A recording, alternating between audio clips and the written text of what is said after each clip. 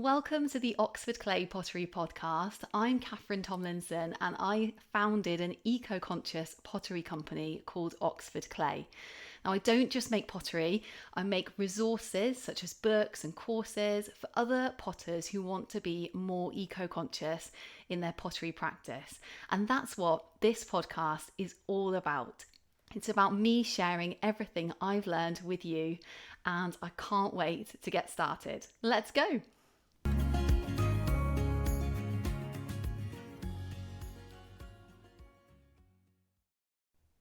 Hello, so before we get on with the episode, I wanted to tell you about two completely free guides that I've made just for you about pottery.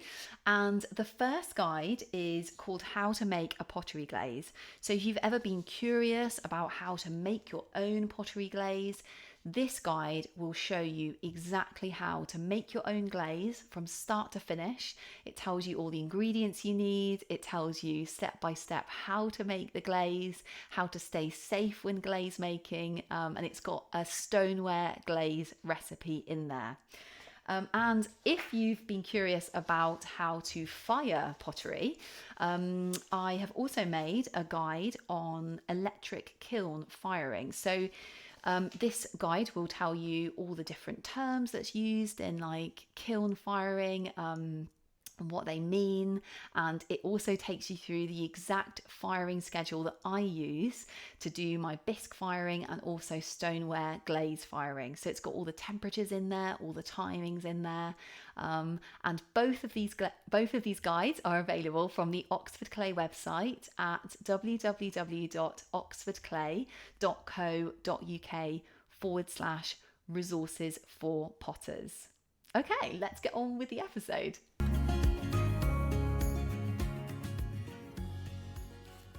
Hello everyone, welcome back to the Oxford Clay Pottery podcast. Just going to sit a bit closer to the microphone. I realised that some of the sound issues I've sort of had at the beginning of the podcast were literally just because I was sitting a bit far away from the microphone. So here's a revolutionary idea, sitting a bit closer. So on today's episode, I wanted to talk to you about 5 ways of recycling in pottery, because you might think that pottery is all about, using kind of like raw materials and then, create it into a pot and, it's fired and there you go, you've alchemized this incredible pot from these raw materials. But there are actually several ways of recycling materials in pottery that I thought, let's talk about on the pottery podcast, especially because, this pottery podcast has a kind of eco-conscious slant to it. So, right, let's just get into it. So I've thought of 5 ways that I've actually recycled in pottery, and you can recycle in pottery, and these are open to like any potter at any stage of their pottery journey. So the first thing is that recycling water. Okay, so this is a really fundamental thing to do in pottery, and there's 2 ways that I recycle water in my pottery practice. So the first way is I actually recycle rainwater by collecting it from the roof and then using it in my pottery practice. So I collect it in a water butt. It's just very simple mechanism, just goes down the gutter into a water butt, and I store it there, and then I use that water for making slip, because rainwater is meant to be good for making slip, better than tap water. That's what I read in a book once. So I use it for making my slip, and then I also use it for washing stuff generally. So I basically just get a bucket. I don't have a sink, when I'm making pottery, I don't have access to a sink in where I'm making pottery in the pottery studio. So I basically just fill up a bucket of rainwater, and then I use it to wash all my things in, wash my hands in and wash my tools in throughout my, when I'm making the pottery. So I use rainwater, recycle rainwater. And then the second way is that I actually recycle that water that I've used already.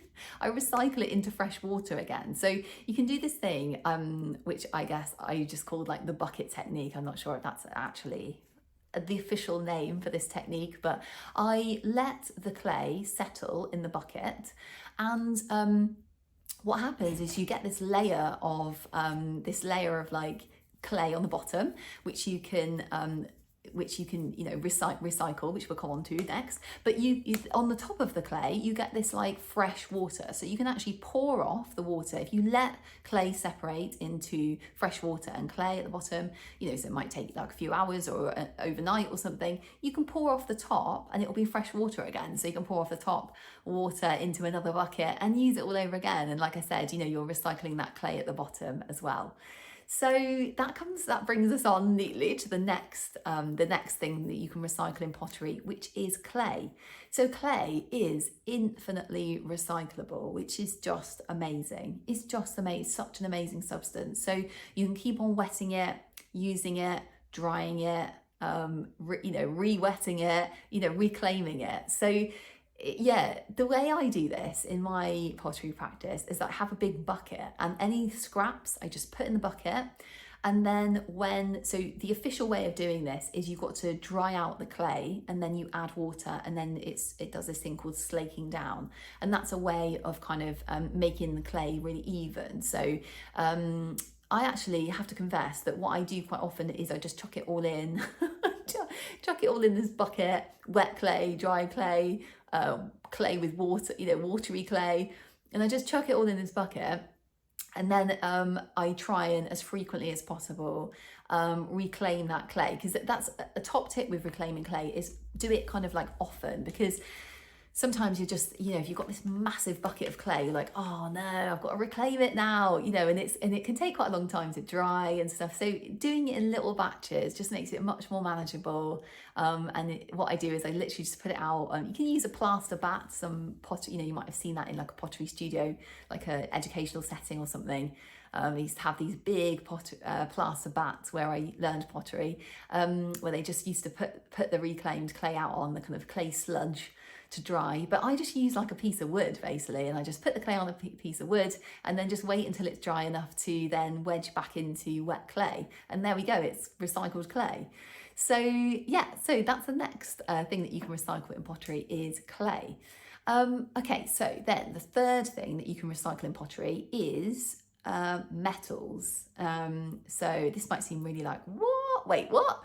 But you can actually recycle iron and copper into oxides that you can use to colour your pottery.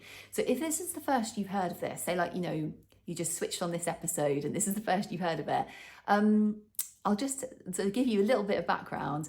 You can actually use the kind of natural oxidization process of copper and iron. So iron goes to rust and copper goes to this substance called verdigris, which is a green pigment, and rust is a kind of, you know, orangey brown pigment. And you can use both of those pigments to colour your pottery, which is just amazing. So you can take a piece of metal. So I use, for example, electrical wire. You can take a piece of metal, so copper, electrical wire, that's what I make my verdigris from. And I artificially oxidize it with some vinegar, a bit of salt, and I spray that, and then spray that on, sort of like a solution. I wait for it to dry and oxidize over a few days, and then I crumble it off using my FFP3 face mask. I crumble it off, and then I use that as a pigment in my pottery. So, you know, like the same goes for rust. You can use it, you can kind of, you know, crush it into more of a powder, if it's kind of more like flakes, you know, rust flakes. And then you can literally use it like you would to a commercial metal oxide. You can just use it, you know, mix it with a bit of water, paint it on your pottery, you know, as a colorant. You can use it, you can even use it in glazes. I've used verdigris successfully in some glazes that I've been testing recently. So yeah, that's another thing that you can recycle in pottery. You can recycle metals, scrap metal, back into their oxidized form to then colour your pottery, which is just so cool. I don't think I'll ever stop being like, oh, this is so cool. Like, you know, making your own metal oxides, just so cool. So, okay, another thing you can recycle, so recycling thing number 4 is that you can recycle ash into a pottery glaze. So if you have access to ash, which is like a waste product, say for example, you know someone who uses like a wood burning stove or something to heat their home, or, you know, you can, from a bonfire or something they've had, you know, where they've burned wood or plant material, you can recycle that ash, which is left over from burning plants, burning wood, into a pottery glaze. So the glaze, for example, that I use to glaze all my work is 40 parts ash, 40 parts Cornish stone, and then 20 parts quartz. So those three ingredients plus water makes this beautiful glaze. So yeah, I've got actually a whole book on using plant ash glazes. If you're interested to learn more about ash glazing, there's loads of stuff that's been written about it. Ash glazing is a really ancient practice. It's a really cool way to glaze your pottery. It often has kind of unintended like colour consequences. You just with the natural minerals and trace metals in the ash already, it often makes kind of these really interesting kind of glaze surfaces, glaze colours. So it's a really interesting way of glazing your work. So if you're interested to learn more, there's a book on the Oxford Clay website on plant ash glazing. You can also get it from Amazon as well if you want a paper copy of the book. So yeah, that's a fourth thing you can recycle into pottery, just ash. Wood ash, plant ash, any plant you can make into an ash, and any ash you can use in a pottery glaze. And then the fifth and final thing that you can recycle in pottery is glass. So I've been experimenting quite a lot recently with just glass I found on the road. Which you can find just out and about, so maybe someone's accidentally smashed a bottle or something like that. Obviously, I'm very careful, and I, don't just be really careful of those like sharp edges and stuff. But I've been taking home bits of glass I've just found out and about.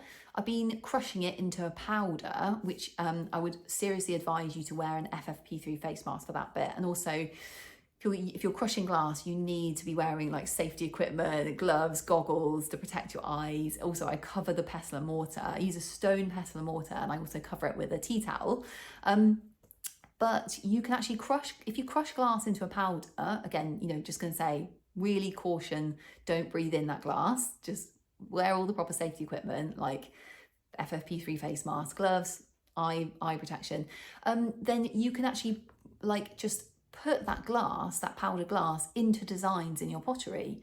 So you can just, smooth it into, don't touch it, but I'm reluctant to say brush it because I don't want it to go into the kind of atmosphere. But if you can kind of somehow get it into like a depressed design you've got, or some lettering you've pressed into a pot or something like that, it's a great way of adding colour to your work, adding kind of a different texture to your work.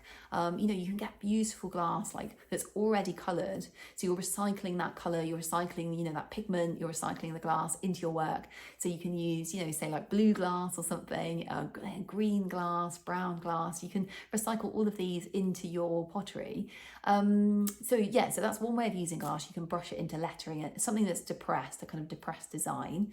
Another way of using it is literally just to put a piece of glass into a pot and then just firing it in a kiln. So you can do this with say like a broken piece of glass, just putting it in the bottom of a pot, and then during the firing process that glass will melt and create a kind of base of your pot with glass.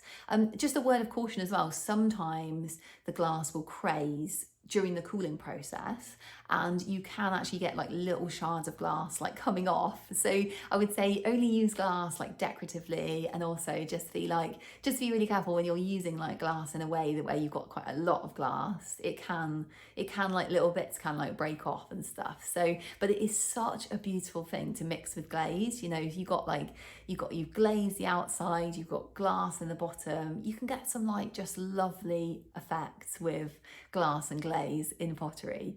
And it's free if you find it on the road. So so those are the 5 things you can recycle in pottery. Some of them you may have heard of, some of them might be new, but let's just go through them again quickly, just a quick recap. So we've got recycling water.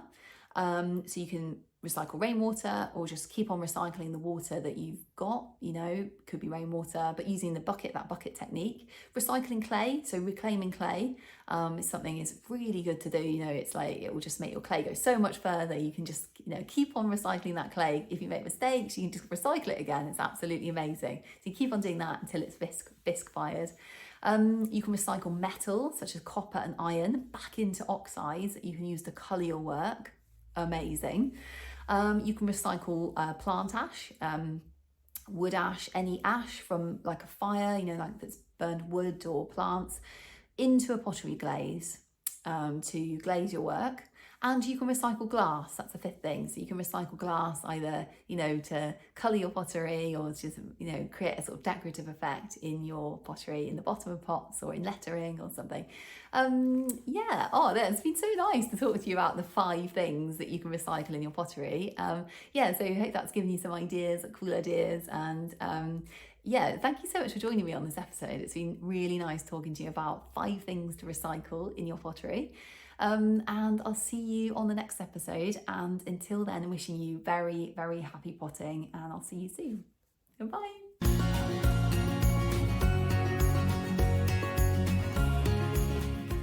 Thank you so much for joining me for the Oxford Clay Pottery podcast.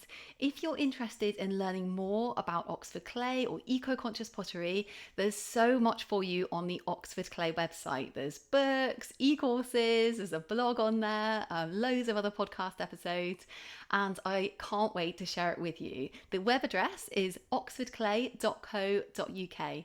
I'll see you over there.